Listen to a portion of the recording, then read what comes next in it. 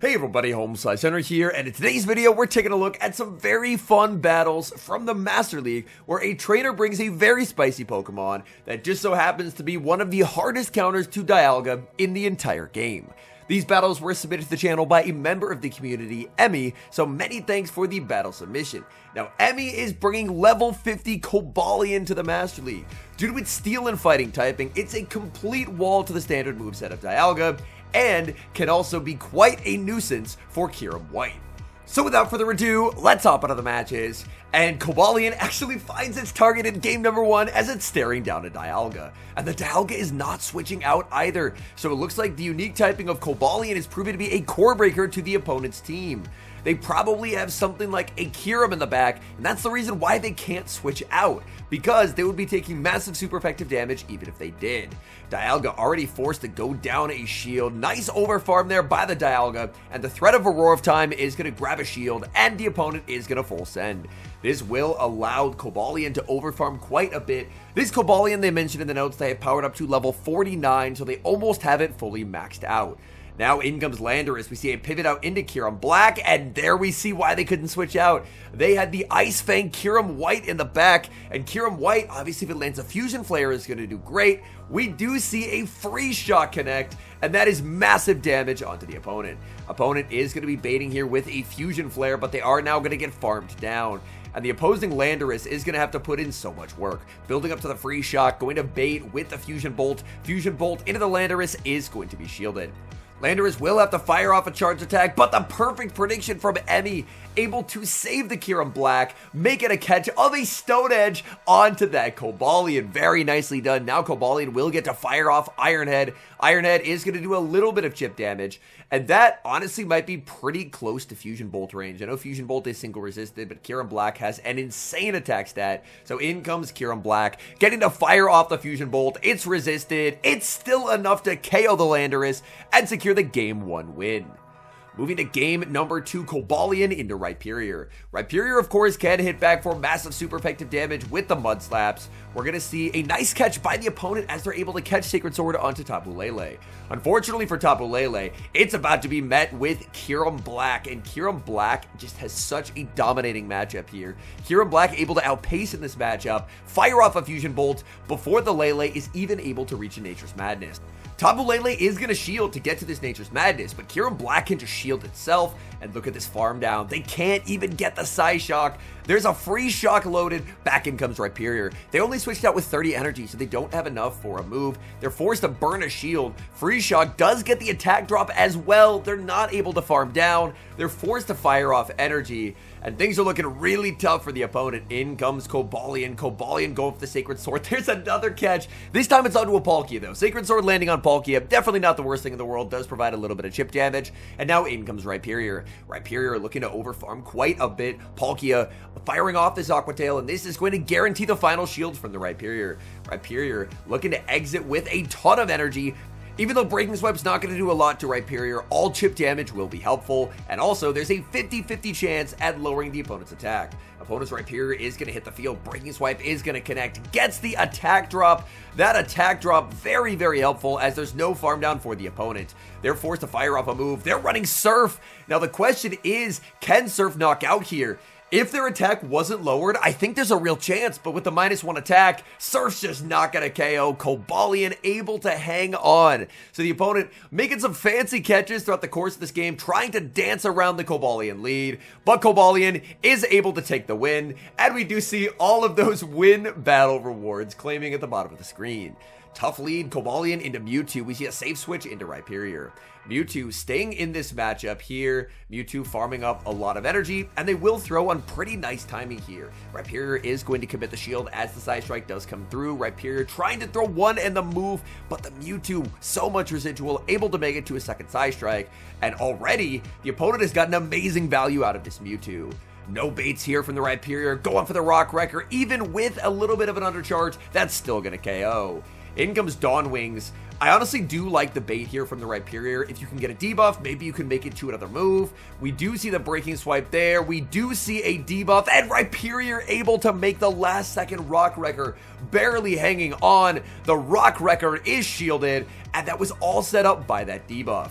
In comes Kyurem Black. Kyurem Black now with a choice to make. Is it the Moongeist Beam? They say no, and it's an Iron Head. That's still super effective damage, but a Moongeist would have done a lot more. So no shielding an Iron Head actually ends up working out pretty nicely. These Shadow Claws are adding up. It's going to be Kyurem Black in the back, and now Cobalion gets to hit the field. Cobalion going to be chipped down quite a bit by these Fusion Bolts. It looks like a second Fusion Bolt will be enough to pick up the knockout. We will see this Sacred Sword launched by the Cobalion. That's going to land. Cobalion needs to make it to another Sacred Sword, but loses charge attack priority. That is a bit unfortunate. The opponent is going to pick up the knockout with the Fusion Bolt, and now in comes Kyurem, but Kyurem just needs to double up on moves, and this game will be a win. Back-to-back Fusion Bolts reached. Number one is going to KO the Kyurem.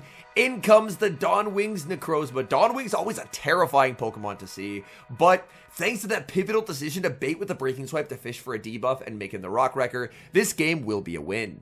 Cobalion is greeted with a nightmare lead in the next match as it's staring down Ho-Oh. The safe switch into Kyurem Black answered with Dialga, and weirdly enough, this is not a bad spot to be in whatsoever. Dialga's forced to commit the shield on the Freeze Shock. That would just do way too much damage, and they're going to exit with so much energy, but if there's ever a Pokemon you want to send it into 100 Dialga energy, it's going to be Cobalion.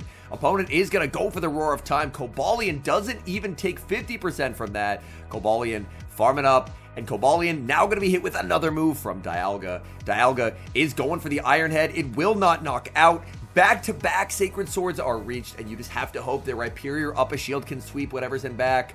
We're going to see a Kyurem Black in the back. It is a Dragon Tail Kyurem Black, so they're going to have pretty poor pacing, but they have a lot more fast move pressure. Breaking Swipe is going to land. We do not see a debuff. The opponent, at this point, can probably just safely go for Fusion Bolt baits, and that's exactly what they're going to do. And if you're Rhyperior, do you just commit to a farm down here? It looks like the answer is yes, because Rhyperior can just exit with so much energy. Another Fusion Bolt. In comes the Ho-Oh, but it's back-to-back Rock Wreckers, and that's bad news for the opponent here. Rhyperior Rock Wrecker is going to be shielded, but the charge attack priority tie is won by Rhyperior. Ho-Oh gets one shot. In comes Kyurem. Kyurem gets farmed down as well. And man, they were running a team that was so weak to Rhyperior. Great lead in the next match, staring down Kyurem White, but a Rhyperior safe switch is this team's kryptonite. This team has no answer to a Rhyperior switch-in, as Kyurem Black loses to Rhyperior, and if you switch in your own Rhyperior down energy, things are also going to get uncomfortable. The opponent did actually get a shield with a Breaking Swipe, and that Breaking Swipe got the attack drop. Freeze Shock is going to be shielded, but it does come with an attack drop of its own. Kyurem is going to be double shielding here. There is the Rock Wrecker. Kyurem just really wanting to neutralize this Rhyperior as quickly as humanly possible. The opponent double shielding does now open the door a little bit, because if enemy can get an energy lead on their Rhyperior, then potentially suddenly that Ice Fang Kyurem White is going to have a terrible day as it gets Rock Wrecker. Going for the snipe with the Cobalion, but the opponent reacts, saving the Rhyperior and sending out Xerneas. Xerneas going to be hit for super effective damage with the Iron Head. If it can get there, the opponent will fire off a move.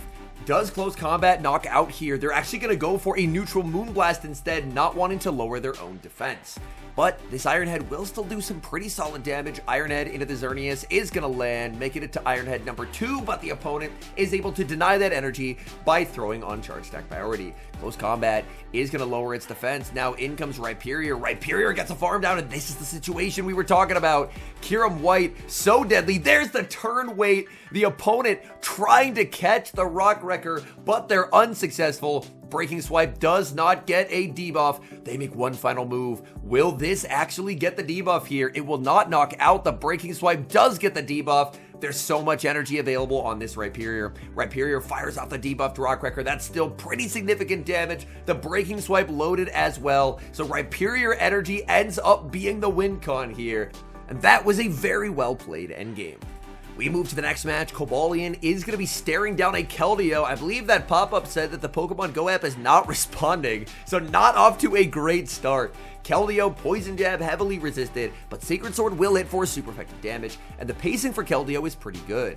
Cobalion probably going to have to throw back-to-back here just to guarantee that this move lands without having to commit a shield itself. So unfortunately, with the team that is triple weak to fighting, Keldeo is going to be a difficult Pokemon to deal with. The back-to-back Sacred Swords are going to land, and the opponent will be able to take the zero shield scenario here with their own Sacred Sword. and now you don't really have a lot of fast move pressure here. Gonna send in the Kyurem Black. Kyurem Black can go for a 1-shield farm down. Will get a pretty healthy energy head start, but of course having to give up that shield pretty early on in the match. What is the opponent going to send in here? This is a lot of energy. It is going to be a Rhyperior, and Rhyperior is now going to be met with the Free Shock. Free Shock, the opponent has to respect it with a shield, and they will do just that. Free Shock does actually get the attack drop, which is quite nice. The opponent gonna fire off a Breaking Swipe, and that's not going to do a lot of damage. The Breaking Swipe does get the attack drop as well, though. So now we're staring at 2 debuffed Pokemon. Free Shock number 2 is gonna be shielded. This time, no attack drop comes through, and you just try and sweep with the Rhyperior. No, investing in this Kyurem. Kyurem is so low. Opponent tries for a snipe attempt or a catch onto Melmetal, but the Free Shock is banked. That Kyurem is very low, but it does have the move banked. Melmetal going to be spamming out Double Iron Bash in this matchup. Double Iron Bash does add up because of Melmetal's lightning fast pacing.